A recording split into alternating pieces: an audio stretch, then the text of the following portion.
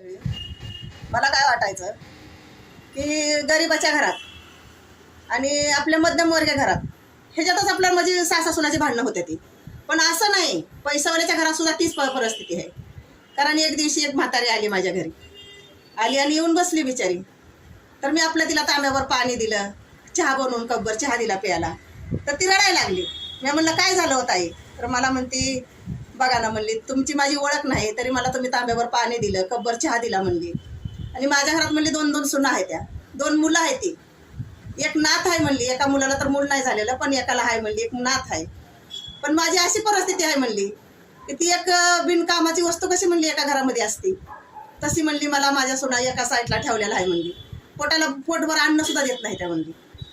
कारण माझा चहाचा कप बाजूला, माझं जेवणाचं ताट बाजूला, मला किचनकडे जाऊ देत नाही त्या, म्हणजे घरातनं बाहेरच निघायचं नाही, अशी म्हणली माझी परिस्थिती आहे. तर म्हणली मला कुठंतरी एखादा रूम बघा. तर मी म्हणलं अहो तुम्ही रूम घेऊन कसं एकट्या राहणार? नाही म्हणली मी राहीन म्हणली, माझ्या नवऱ्याची पेन्शन आहे.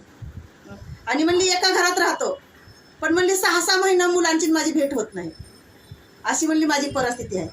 आणि बिचारी टचा रडायला लागली. मग विचार करा त्या आईनं काय करायचं, कारण नवरा पण नाही आहे तिला. आणि ही 2-2 मुलं 2-2 सुना असताना त्या आईची परिस्थिती अशी आहे. मग काय ह्यांच्या पैशाला करायचं आहे? म्हणजे त्यांची पैसा पाहिजे ह्यांना आणि ते सासू सासरे नको आहेत.